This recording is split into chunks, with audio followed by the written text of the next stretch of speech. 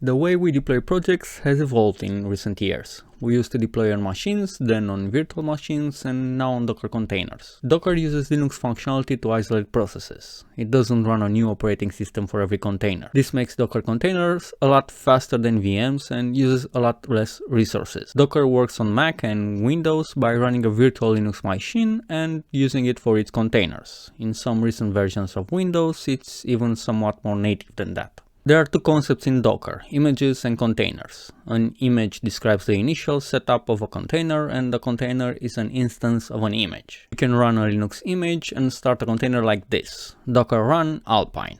Notice it automatically exits. If you want to get a terminal to it, you have to use the -it parameter, docker run -it alpine. You may also have to tell it what to run, for example sh as the last parameter, docker run -it sh. Some images automatically start a shell, but for others you have to ask for it yourself. You can start a Docker container with Java on it by using an image that has Java installed, like this, docker run -it openjdk. You can also override the default behavior and enter the shell by adding sh at the end, docker run -it openjdk sh. You can find a lot of interesting images on Docker Hub. They have good documentation on how to use their Docker containers and very good examples. Docker Hub is used by default when you ask for image names. This can be changed, but you usually won't have to. There are three ways to work with Docker. 1. Running images from Docker Hub and customizing how you want them to be set up with command line arguments, for example docker run alpine.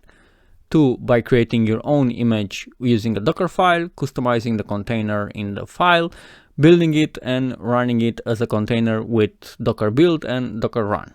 3. By using Docker Compose and running multiple Docker images at once. First way of working with Docker is entirely with commands. You can work with Docker directly using command line arguments with images already made and present on a server like Docker Hub. For example, docker run -it alpine or docker run -it openjdk. There is also a docker pull command that gets the image on your machine, but docker run does this also if needed. To see all the running Docker containers, use docker ps. To see all containers, including the stop ones, use docker ps -all. A container can be running or stopped. To remove a container, use docker rm id. You don't have to write the entire id, you can use only the first letters. To inspect a container, you can do docker inspect id. Some containers by default start a process, like they start a bash or run a jar. But some images don't do that, and they exit immediately. To access them, you can tell them to start and then use an sh or a bash. Docker run -it alpine sh, docker run -it ubuntu bash. If you start a container, you'll be attached to it in your terminal by default. Also, if you close the terminal, it will stop the container by default. To start a container without attaching into the current terminal, use the -d option. Docker run -d ubuntu bash. To attach to a running container, use docker exec -it container id and bash. To run things like MySQL or Java code, you need to attach a folder to a path on the container. You do this in the CLI using -v. To tell it to attach the current path, use pwd instead of the path, but this sometimes issues on Windows terminals. To stop a container, you can use docker stop container id. To expose a port, use the -p option, docker run -p 808080 nginx.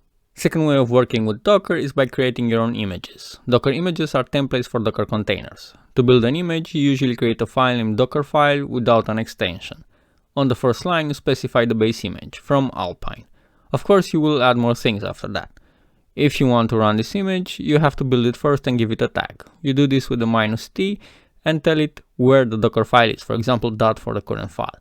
Docker build -t my-image-name dot. Then you can start the image with docker run my-image-name. You can see a list of images with Docker images. You can run arbitrary shell commands with run inside the Docker image. From alpine, run touch test file. You can also run a command when the container starts using cmd. Keep in mind, run commands get executed on image creation time and cmd gets executed at container start time. From alpine, cmd touch test file. This will override the cmd command inside the alpine image, which was the sh. You can also override the cmd in the command line with the last parameter, docker run -it my-image-name sh. You can also give it multiple commands, from alpine, cmd touch test file and sh. You can also chain run commands like this, from alpine run make dir test, cd test, touch test file. You can also specify the working directory with workdir command. In order to run files inside the container, for example jar files, you can mount a directory or you can use the copy command. It takes a source and destination parameter, that would be the current directory. From alpine copy app.jar. A more complex way to do it would be to dynamically copy a jar file you find in the current directory into Docker. You might want to do it like this so that you won't have problems with Spring adding the version in the jar file name. You can also use the exec way to run commands so that they will not be children of a shell. To do this, you put the command parameters in a JSON array format. From alpine, run, touch, and test file. To run a project, it's recommended to use entry point instead of cmd. Entry point java-jar app.jar. This way you can also add arguments to the entry point, which you can't do with cmd. You can set environment variables using the env command. This is very useful, especially in Spring Boot, because environment variables override the properties in application.yml. You have to make the variable names all caps and replace dot with underscore. env spring data mongodb host equals 198 and whatever. env mqtt client server URI equals an IP. This way you don't have to recompile the application to change configuration options. To run this, use docker build -t backend dot docker run -p 80808080 backend. The third way of using Docker is by using Docker Compose. Its main usage is to start up multiple containers with one file and one command. It works with the concept of services, where each container is a service. Create a file docker compose.yml, put inside it first the version of Docker Compose, version 3, add a service for each container and set ports and environment variables. We have the services touch example with image alpine, spring example with image openjdk, ports 80808080, and environment variables. To start everything, use Docker Compose app. You can also use your own image by specifying a container name and telling it to build from local with build./ as a path, for example. This will make it look for a Dockerfile inside the current directory. Services, app container name backend, build./. To specify an order in which the containers are built, you can use the depends on clause.